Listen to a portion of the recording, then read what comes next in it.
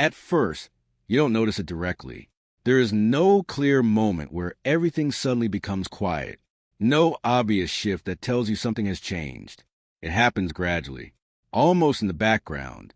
You continue thinking as usual, moving through your day, responding, reacting, engaging with everything around you. But at some point, something feels different, not externally, internally. The thoughts are still there, but they do not feel as dense, as constant, as urgent. You may notice this in a simple moment.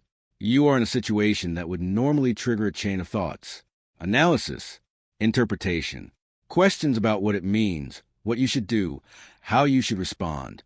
And this time, it does not unfold in the same way. The thought appears, but it does not multiply. It does not expand into a continuous stream. It simply passes. And that is unusual, because for a long time, your mind has been active, not necessarily chaotic, but continuously engaged, always interpreting, always moving from one thought to another. Even in moments of rest, there was a background layer of activity, a subtle noise that never fully disappeared. And now, that noise begins to change. Not abruptly, not completely, but noticeably. You may find yourself in situations where your mind is simply quiet, not empty, not blank, just still. There is awareness, there is perception, but there is no immediate need to interpret everything, no urgency to fill the space with thought. At first, this can feel unfamiliar, even slightly disorienting, because the constant movement of the mind has been part of your experience for so long. It has defined how you relate to everything. Without it, something feels different, more open, more spacious. You may notice this when you are alone. Moments that used to be filled with thinking now feel lighter. You are present, but not occupied in the same way. There is less internal commentary, less need to explain what is happening. And this creates a different kind of experience. You are not analyzing the moment. You are in it. This can also appear in situations that used to trigger overthinking. Conversations where you would normally replay what was said. Situations where you would question your response. Moments where your mind would try to interpret every detail. And now that process slows down, or does not happen at all. The situation ends, and your mind does not immediately return to it. It does not try to extract meaning from it. It simply moves on. This absence of mental repetition can feel strange, because it removes something that once felt necessary.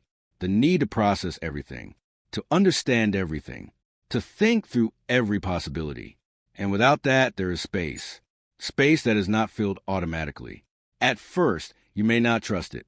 You may wonder if something is missing, if you are becoming less attentive, less engaged, less aware. But if you look more closely, you will notice something important. You are still aware.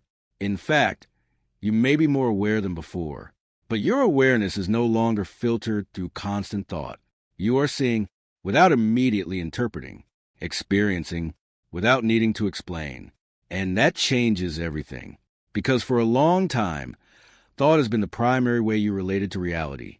It was how you understood yourself, how you made sense of situations, how you navigated decisions.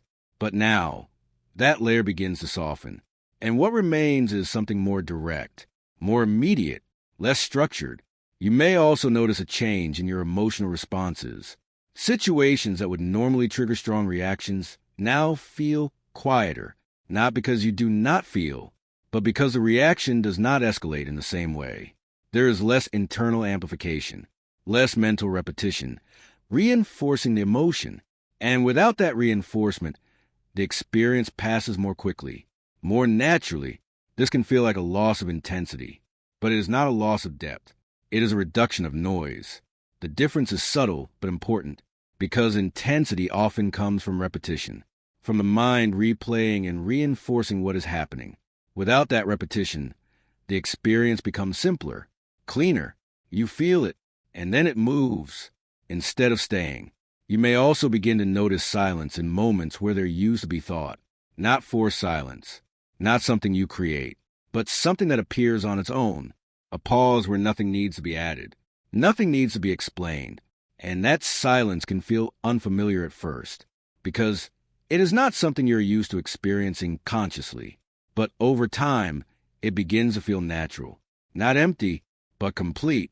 And this is where the shift becomes more noticeable. You're no longer dependent on thought to feel present. You do not need constant mental activity to stay engaged with what is happening. You are simply there, aware, without the need to fill every moment. And once this begins, it tends to continue, not in a linear way, not as a permanent state, but as something that appears more often, more consistently, until it becomes part of how you experience yourself. A quieter mind, not because you force it, but because something within you has changed. What you are experiencing is not the disappearance of thought. It is the reduction of something that was sustaining it. For a long time, the activity of the mind has been driven by tension, not always visible, not always intense, but present. Carl Jung understood this clearly. He did not see the mind as something that produces thoughts randomly. He saw it as a system that responds to imbalance, to conflict, to unresolved material within the psyche. Thought, in this sense, is often a movement toward resolution, an attempt to process, to understand, to bring something into coherence. And when there is internal tension, the mind becomes active. It circles around certain ideas, repeats certain patterns, returns to the same questions, not because it wants to, but because something has not yet settled. This is why overthinking is rarely about the surface situation. It is about what that situation activates beneath it: uncertainty, contradiction, unresolved emotion. And the mind tries to resolve that tension through repetition, by thinking it through again, and again, and again. But this process does not always lead to resolution. It often reinforces attention, because the underlying issue is not fully conscious. Jung described this as a division within the psyche, different parts moving in different directions, conflicting impulses, unintegrated aspects of the personality. And as long as this division remains active, the mind continues to work, trying to create unity where there is none. But individuation begins to change this dynamic. As unconscious material becomes more visible, the tension begins to reorganize, not disappear immediately, but shift. You start to recognize patterns that were previously hidden. You become aware of contradictions that once operated unconsciously. And in that awareness, something begins to settle. Not because everything is resolved, but because it is no longer entirely unknown. Jung emphasized that what is unconscious creates the strongest tension, because it cannot be addressed directly. It influences you without being recognized. And the mind responds by trying to compensate, by thinking more, analyzing more, attempting to bring clarity to something it cannot fully see. But when that unconscious material begins to enter awareness, the dynamic changes. The tension loses some of its intensity, not because it is gone, but because it is now part of conscious experience. You are no longer trying to solve something invisible. You are relating to something you can perceive. And this reduces the need for constant mental activity, because the mind no longer has to work in the same way. It is not trying to compensate for something unknown. It is engaging with something that is already visible. This is why your thoughts begin to slow down, not because you are forcing them to, but because the underlying tension is changing. You may notice that situations which used to trigger extended thinking now pass more quickly, not because they are less important, but because they do not activate the same level of internal conflict. The reaction still appears, but it does not sustain itself through repetition. It does not create a continuous loop. It arises, and then it moves. This is what happens when the psyche becomes more integrated, not perfectly, not completely, but enough to reduce the need for constant mental processing. Jung described this as a movement toward balance, not a static state, but a dynamic one, where opposing elements of the psyche are no longer in constant conflict, where tension is still present, but not overwhelming. And when that balance begins to form, the mind responds. It becomes quieter, not empty, but less reactive, less driven by the need to resolve everything immediately.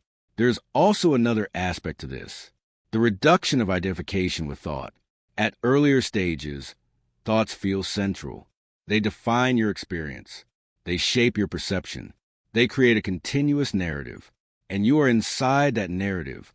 But as awareness deepens, you begin to see thoughts differently, not as something you are, but as something that appears.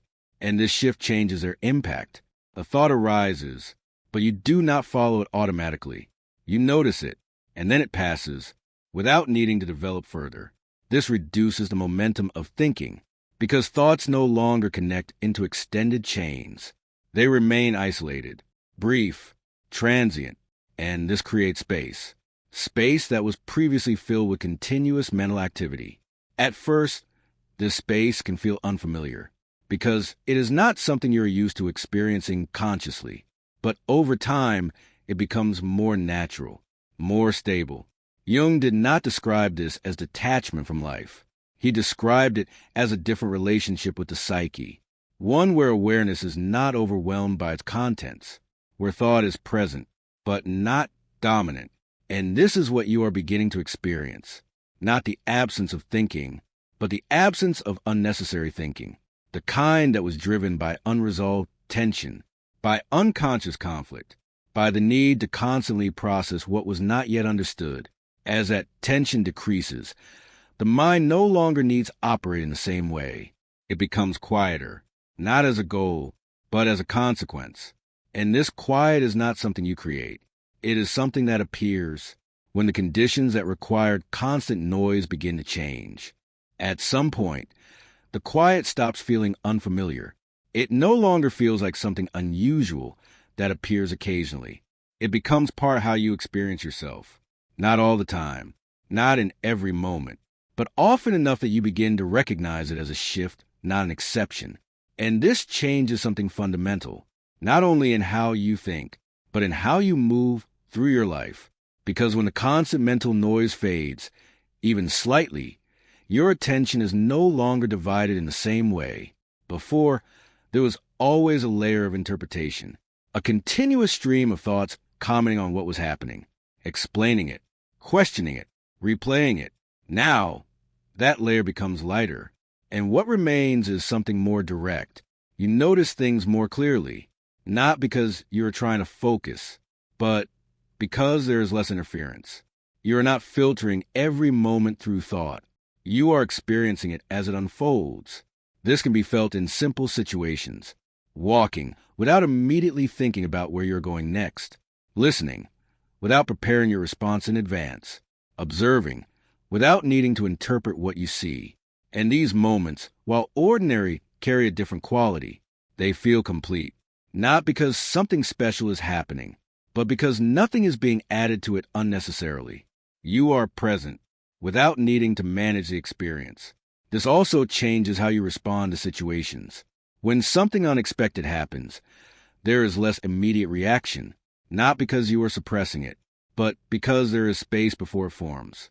You notice what is happening. You feel the beginning of a response, but you are not immediately carried by it. This creates a different kind of movement, slower, more deliberate, not forced, but natural. You are not reacting from the same automatic intensity. You are responding from a place that includes awareness. And this can be seen in how you handle tension. Situations that once triggered extended internal dialogue now pass more quickly. You may still feel something, but it does not expand into a continuous narrative. It arises, and then it moves. This allows experiences to complete themselves more naturally, without being prolonged by thought. You may also notice a change in how you relate to time. Before, much of your attention was occupied by what had already happened, or what might happen next. Now, there is less need to remain in those loops. You are more often where you are, not as an effort, but as a result of the mind being quieter. And this creates a different sense of continuity, not one built through constant thinking, but one built through presence. You move from one moment to the next without needing to carry everything with you. This can feel lighter, less burdened, more fluid.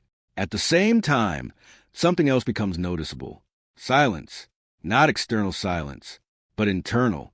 Moments where there is no immediate thought, no need to fill the space.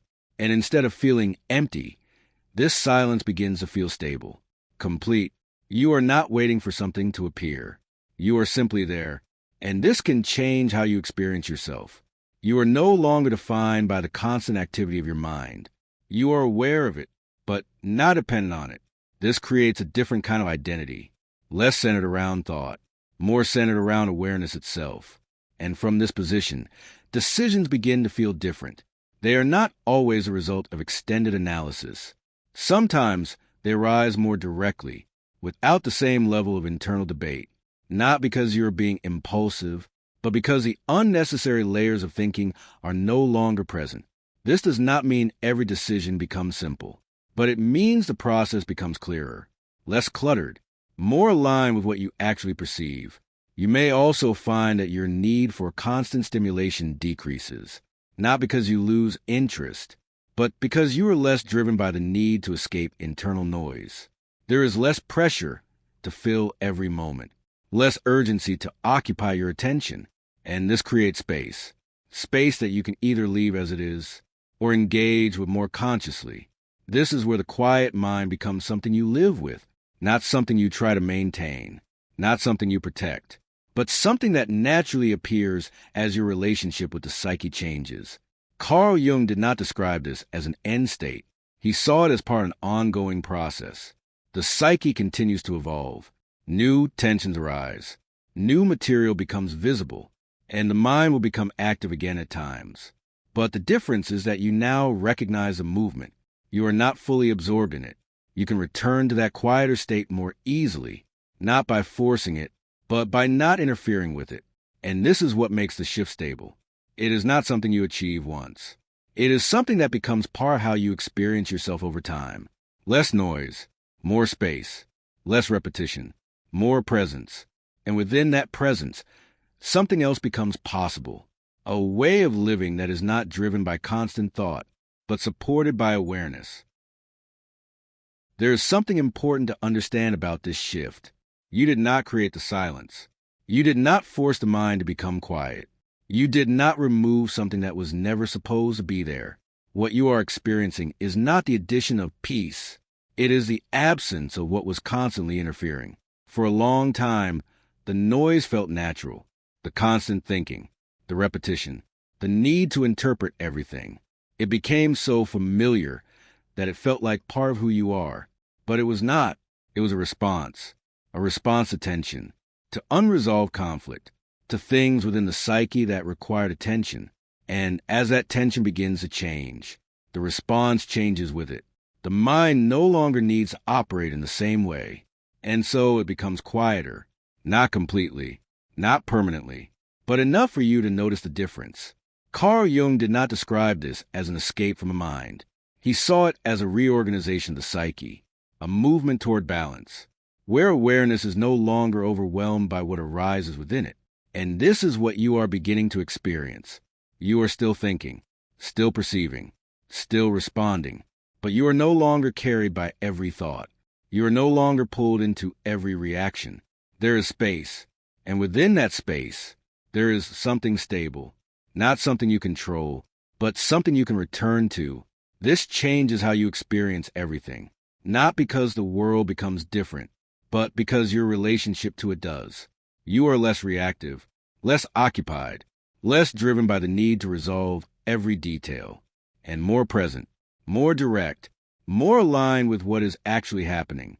Before we close, take a moment to notice something simple. Right now, in this moment, without trying to change anything, is there noise, or is there space between the thoughts? That space is not something you need to create. It is already there. It always has been. And the more you recognize it, the more it becomes part of your experience. If this resonates, write in the comments one moment recently where you notice your mind becoming quieter on its own, not something you force, something that simply happened.